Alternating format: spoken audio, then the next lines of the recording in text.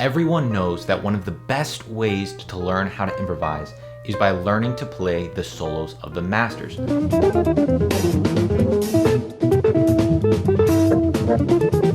But students quickly run into some problems. What solos should you learn?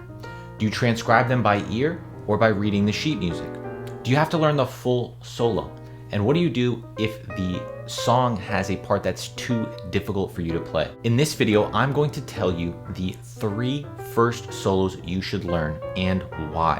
And if you stick around to the end, I'll also tell you the 3 big mistakes people make when learning to transcribe or learn solos. You can get the full analysis of these 3 solos in my Master Standards Blueprint program inside Chase's Guitar Academy.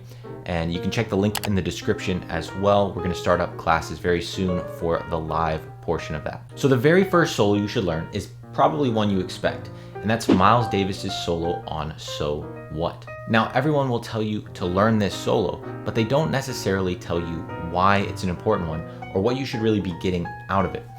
It's a longer solo, so it's important to know whether you should be learning the entire thing or not, how to approach learning your first jazz solo. So the very first reason why this is a good one to start with is that it's a very diatonic solo, meaning that the notes that Miles Davis is playing throughout are staying within the key of the harmony.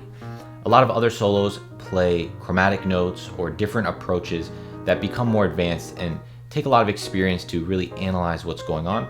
You don't have to deal with any of that for this first solo. Let's check out the opening phrase from this solo. And you'll see that Miles is basically using notes from the C major scale, or D Dorian. So we have this starting off.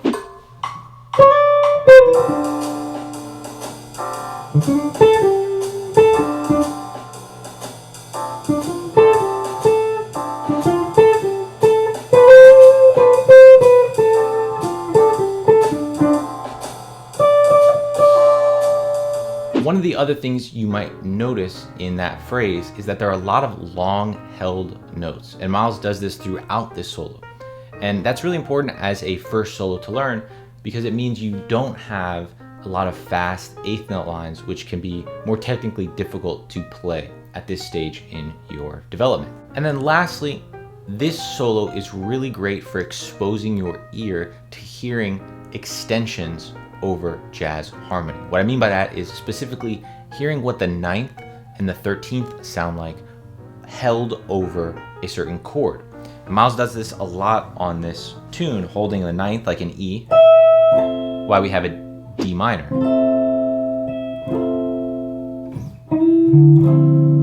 The reason this is important is coming from other genres, you probably have not heard a note that's not in the chord held while that chord is happening. So your ear is very uncomfortable with that slight tension. It takes some time to getting used to hearing that and understanding what that sounds like in the context of jazz music. The second solo you should learn is another Miles Davis one, but one that might surprise you. And this is his solo on Milestones.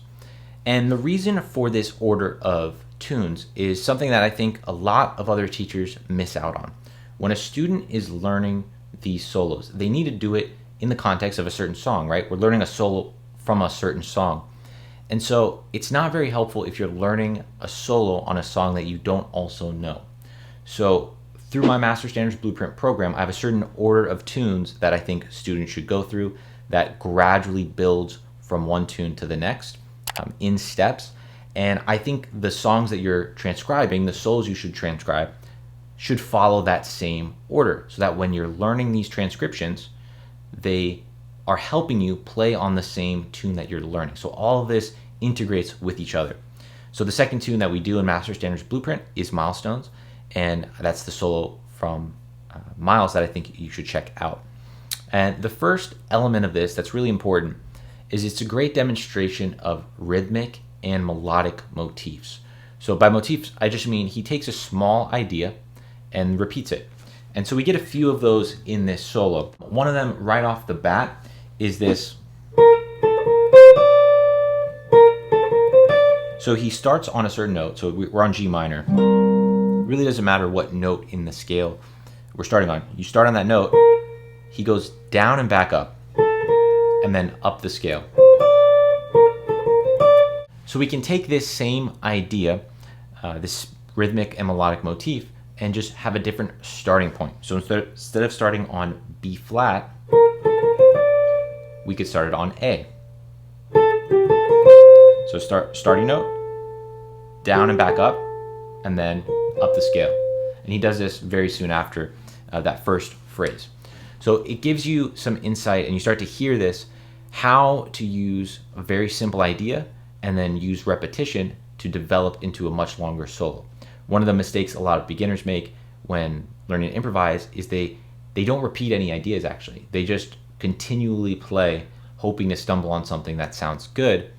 But part of making something sound good is repeating that idea so that the listener understands, hey, that was an important phrase. That musical idea makes sense, and so I'm repeating it so you can understand that that is part of my theme for this solo. The second point here is that a song like Milestones is actually a very fast tune, relatively fast for a beginner. So this is a good solo to learn how to approach playing on a fast tune without having to play a lot of fast eighth note lines. Beginners often struggle, I know I definitely did, feeling like when you're playing on a fast tune, you have to also play fast. And so Miles doesn't necessarily do that. We have a lot of held notes again, but also triplet rhythms. One of the important things within the context of jazz music is feeling comfortable playing triplets. And we get these quarter note triplets, which take up 2 regular beats. And it gives it a very relaxed feel while playing over a fast tune. So the second and third point are you're learning to play over triplets and you're learning to play on fast tempos. The third solo here might actually surprise you. This is coming from the tune Little Sunflower. And you might expect us to do Freddie Hubbard's solo on Little Sunflower because it's his tune and he's got a great solo on this tune. However, at this stage, there are many parts of Freddie Hubbard's solo that would be way too difficult for a beginner to do. Remember, the soloists playing over these tunes, they're not playing a solo for the purpose of you learning it, right? They're playing what sounds good. So there's going to be certain parts that are very simple and melodic and other parts that demonstrate their virtuosity. So the solo that I really think you should learn over Little Sunflower comes from the guitarist Ed Cherry. And this is a great one because it emphasizes a few different things. The first one is that we really get a lot of great blues language, especially if you're a guitarist. We get very great ideas like just very simple bluesy ideas. This also fits as a D minor language that you can also use on So What, because again, like I said, our standards in this master standards blueprint build on one another. So the stuff we learned from Little Sunflower, we can also apply back to So What. So the first point here is blues language. You want to get blues language into your playing if you don't come from a blues context. And this is a great solo to learn some of those blues ideas. The second point here, why this Ed Cherry solo is great, is that it really gives us an understanding of how to use this pentatonic framework, especially on this song. So Little Sunflower, basically 3 chords. We have D minor, we have E flat major, and D major. And we see on this song, he's basically playing D minor pentatonic on the D minor. And then when we go to the E flat major, we have G minor pentatonic, and then on D major, F sharp minor pentatonic. I'm not going to get into the theory, but you can check out the notes there and see that those work within those chords. And he pretty much stays to that. So it really gives you a way of seeing that playing over jazz isn't necessarily complicated. You can apply some of these same pentatonic ideas and muscle memory and shapes that you already have in your hands to jazz tunes. So this is a great one for really making that known to yourself that the pentatonic framework you've built up can help you in your jazz journey. And then lastly is that this solo really shows you how to use something simple like basic major triads to come up with nice melodies. It's a really good demonstration of that actually. So on the E flat major 7, Ed Cherry is playing with the B flat major triad.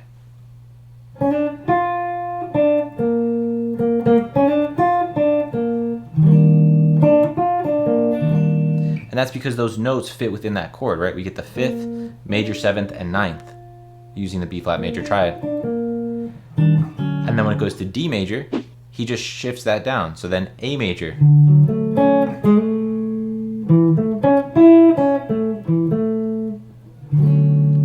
So we can start to see the pentatonic and triads, very simple structures and scales that we already know. We can actually apply those even at the highest level of playing. Now, if you do decide to transcribe these solos by ear, here are a few tips that might help you and some mistakes to avoid. The first one is, do you have to transcribe this by ear, or can you learn them via the sheet music or different PDFs? And my view on this is that both can be helpful. Really depending on your experience as a musician and natural ability hearing melodies and hearing notes, transcribing it by ear definitely lends itself to be integrated into your playing more easily. Meaning that if you learn it by ear and if you learn it by reading it, most students will learn and retain it better learning by ear. However, if it's too difficult to do it by ear, then you don't get any benefit. So that in that case, I would say learn it first with the help of some sheet music and try and tackle as much of it by ear as you can. The second question I get asked a lot is, should you learn the full solo? And this is a tricky one again that has a lot to do with what your goals are for learning solos. A more advanced player may just learn and transcribe a specific lick from a solo. They just want to get a certain technique that they heard in a solo and they want to put that into their playing. For the purposes of what we're talking about as a beginner, you really want to absorb the jazz language, and there's a lot that you miss out on by not learning the full solo, or at least a full course, a full time through the form of the song. And this is really because one of the issues you have as a beginner or intermediate jazz student is you don't yet really understand the language of jazz. You don't understand how a jazz musician is thinking and playing when improvising. And you actually subconsciously get that by learning the full solo. When you learn a bunch of Miles solos, you will start to play and feel like Miles. You will do things that are closer to what Miles would do there than if you hadn't fully learned the solo. You don't really get that just by learning specific licks. You really need to understand it in its whole context. So doing that, and also doing that with certain artists and learning a bunch of solos from a certain artist, also really helps with that. For example, I've transcribed a ton of George Benson. When I transcribe other George Benson, I am faster at it and understand what he's going to do because I've seen so many of his solos, I've played so many of his solos that it comes more naturally. And then lastly, what do you do if you're transcribing a solo that's really good and you like it, but there's a phrase in there that's too difficult, so you can't really do the full solo? An example of that might be Freddie Hubbard's solo on Little Sunflower. Well, what I'd say is this isn't really a homework assignment, right? So don't feel like you need to get 100% on this solo. It needs to be 100% complete. If there's a part you can't get, you can skip that, and that is fine. Even though I just said learn the full solo, if there's a part that's too complicated or too difficult, then you can skip that. With that being said, there's a couple things that you want to consider. Is it too difficult to hear and transcribe, or is it actually too difficult for you to play? If it's just too difficult to hear, you can use a tool like Transcribe software, or Guitar Pro, or even YouTube has a feature to slow things down. And that's totally valid to hear and transcribe a solo easier. If it's actually too technically difficult for you to play, then I would definitely suggest skipping that part and moving on. The students I have don't usually have that issue because I'm giving you a list of songs and solos to transcribe in an order that develops your technique. So none of the solos I just described have anything that's really technically challenging. And as you go through the program, you learn more solos and develop your technique. If you want to get my breakdown of these solos, as well as the other songs that I would suggest transcribing and solos to learn, definitely encourage you to check out CGA Live in the link in the description. I extract all of the essential vocab from these important solos and analyze exactly what they're doing so you can really apply it easily into your own playing. It definitely speeds up the process of being able to improvise and understanding these solos more than just kind of playing them on your own, but not really understanding what you're doing. So if any of that's interesting to you, if you really want to improve your jazz guitar playing and don't want to just keep hoping to get better, if you actually want to get better and you're serious about it, definitely encourage you, sign up for Chase's Guitar Academy. I promise you it will be the best thing you do for your jazz guitar playing. I'll see you guys there.